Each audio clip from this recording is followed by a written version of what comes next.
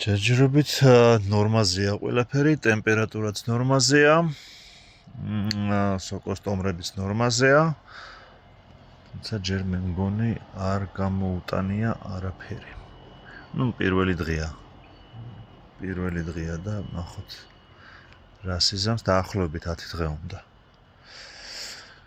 ხო, ყოველ დღე დავდებ ვიდეოებს, სავარაუდოდ, ხშირად ყოველ შემთხვევაში ყოველ დღე შეიძლება ვერ შეგპირდეთ ვიდეოებს და ხშირად დავდებ ვიდეოებს, იმასაც გაჩვენებთ, აი ხახვი რო წამოა, მაგასაც გაჩვენებთ. შენ კიდე რომ იყურებ და რო უყურებ ამ ვიდეოს ბოლომდე, ადექი დამაფოლოვე, მოიწონე, გააზიარე. აი ასე. შევკრათ. ესე ჩემო კარგო. აჰა.